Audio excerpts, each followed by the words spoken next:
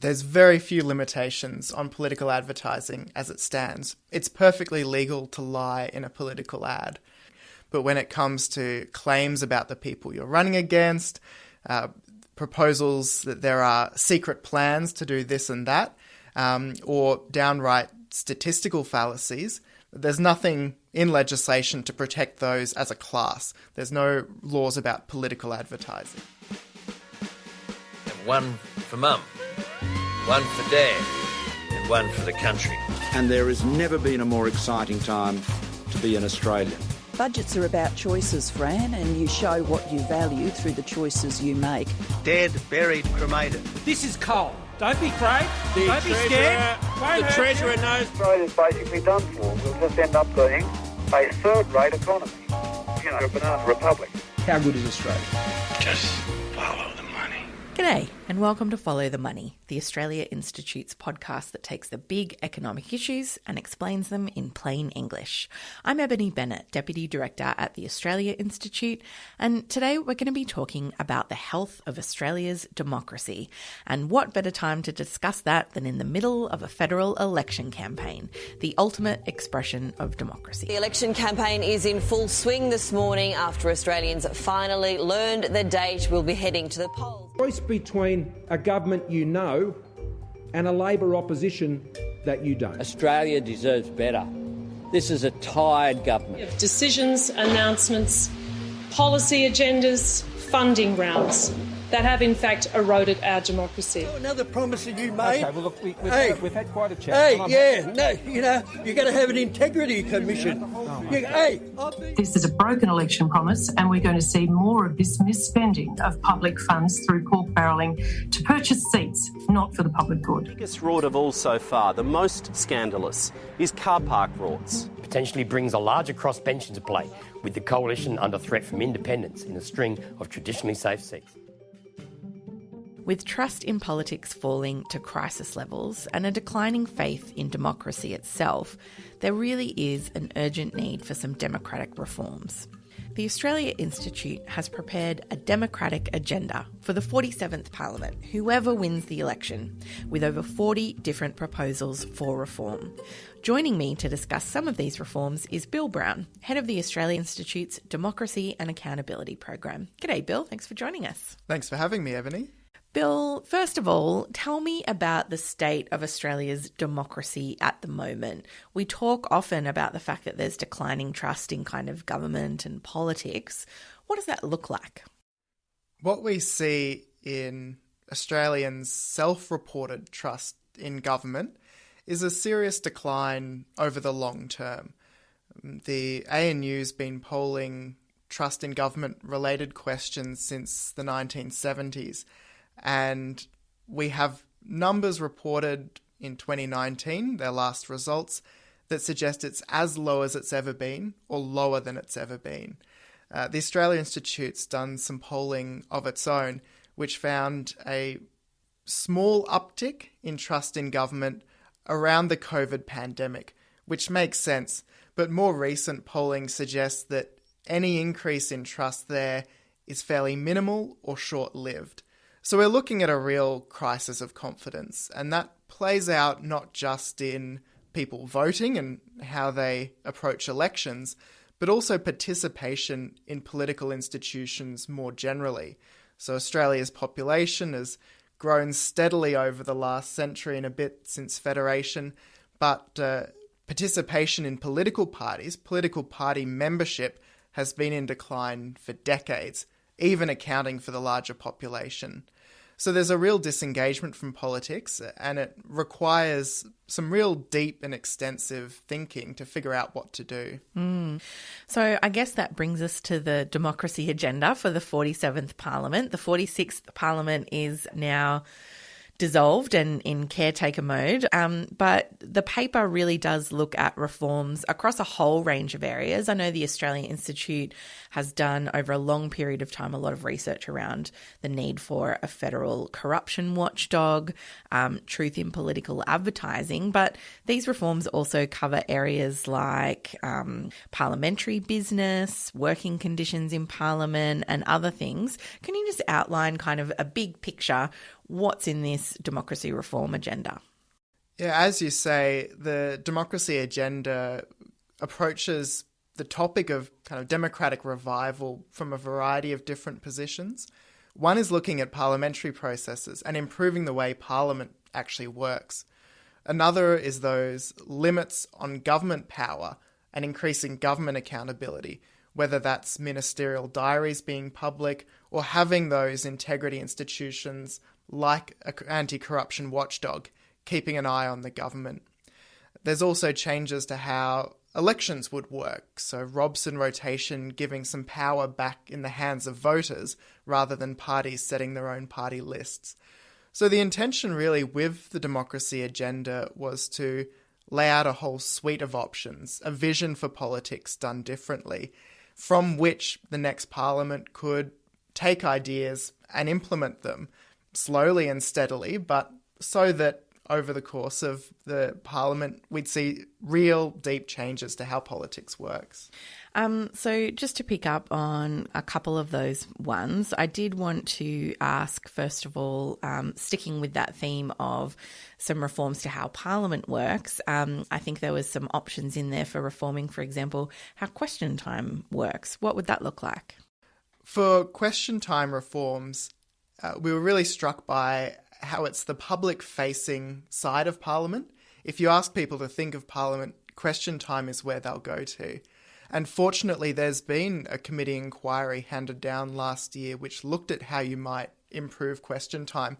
And I think their suggestions are sound. Limiting the number of Dorothy Dixes, so that's the friendly question that basically gives the minister a free serve. And how is the government's strong economic leadership building a stronger economy? And limiting the ability of ministers to attack the opposition in the answers that they give to questions. There'd also be limited provisions for follow-up questions. So if you don't quite get the answer you're after from your initial question, you can get up and press the question a bit further. I actually think those reforms could go further. The Senate is a good model for how that could work, with multiple follow-up questions allowed several times during question time. But you can see the principle there. Can I just ask, for people who might not necessarily know, although I'm sure a lot of listeners do know, like the Dorothy Dixes, that's where kind of government backbenchers or whomever from the government side of politics get up and say, you know, a pre-prepared question that's basically like, how good is the government? And tell us all the different ways that they are fantastic. Thank you, Mr Speaker. My question is to the Deputy Prime Minister. Will the Deputy Prime Minister outline to the House how the Morrison-Joyce government plans to deliver infrastructure projects and creating jobs? Thank you, Mr Speaker. My question is to the Treasurer. Will the Treasurer update the House on recent assessment of business and consumer confidence and of the economy more generally? That's right. And then they might follow it up with, and is the Minister aware of any alternative approaches, which is, and how bad is the opposition? So the other option for a government question would be typically constituency-related questions, and they're generally seen as more legitimate. So you get up and ask about a question pertinent to your specific electorate and can be seen to raise those concerns in Parliament. Yeah. Another one I wanted to just ask you a bit more about is one of the options, Canvas, would be requiring that or guaranteeing that private members' business would be debated and voted on. For people who aren't familiar with how Parliament works, why is that an important reform? So currently the government basically sets the agenda in the House of Representatives, which means they decide the order that business comes up in, what legislation is debated, and so on. Private members, so that might be people on the crossbench or people in the opposition or even people on the government backbenches in some cases, can propose private members' motions or private members' bills.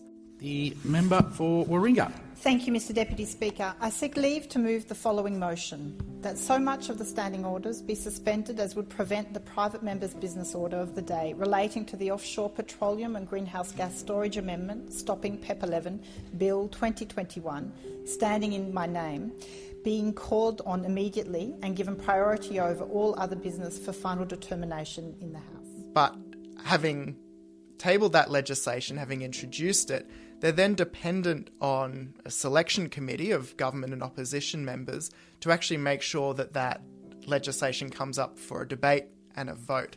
So you could have a really fantastic bill that's got huge public support, but basically you're relying on the government essentially to make the time for that bill to be put on the agenda, debated and voted on. That's all out of control of the member proposing it. That's right. And if you want to overrule the government, you need not just a majority, but an absolute majority. So 76 votes.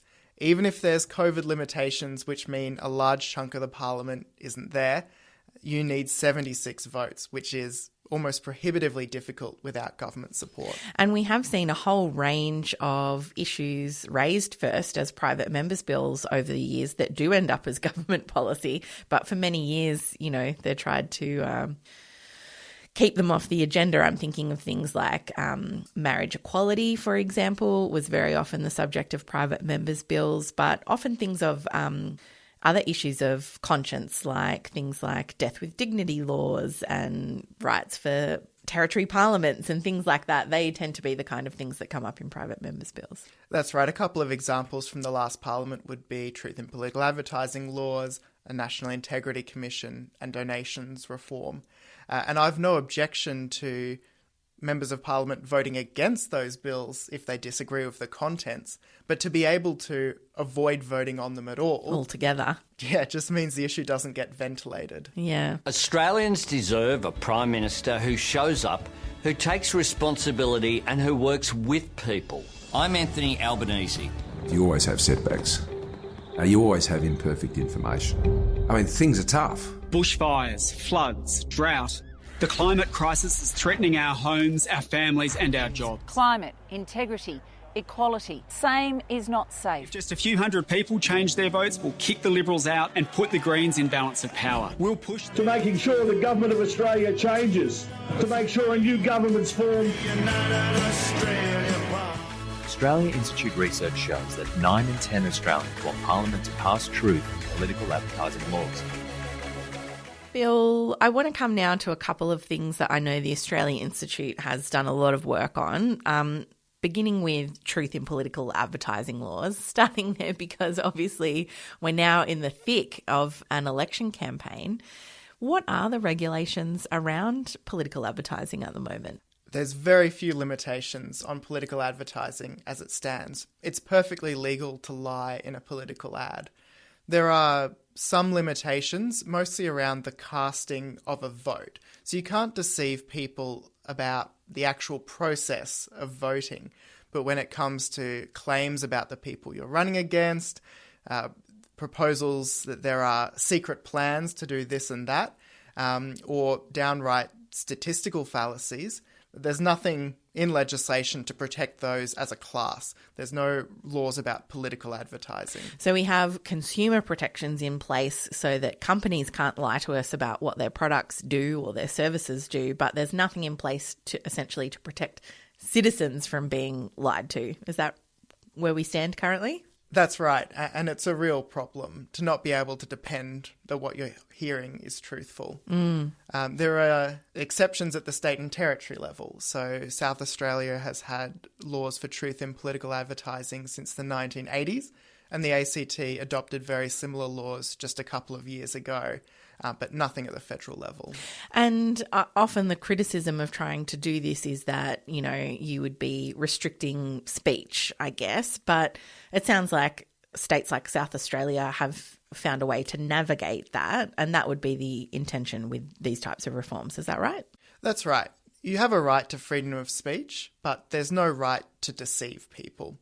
The South Australian laws have been tested in the Supreme Court of South Australia in the context of the implied freedom of political communication in the Constitution. That was some years ago in the 1990s, but they were found to be sound and valid. You do have to craft this legislation carefully and in a limited capacity to make sure that you don't infringe people's freedom of speech.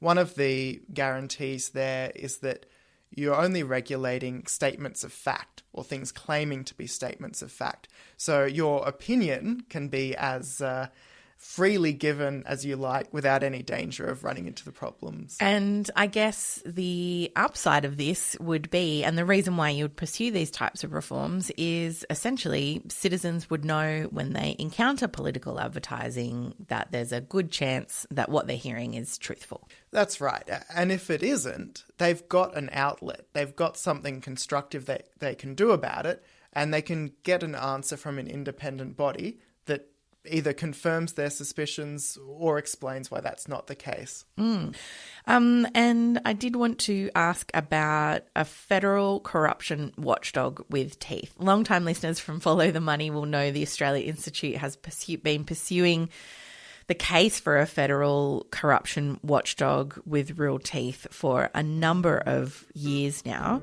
Well, this week marked 3 years since the federal government first promised to introduce a federal integrity commission. It's only with a strong federal integrity commission that we can hold our leaders to account. Has been delivering a federal integrity commission this term been a non-core Morrison government promise? The term is not completed yet.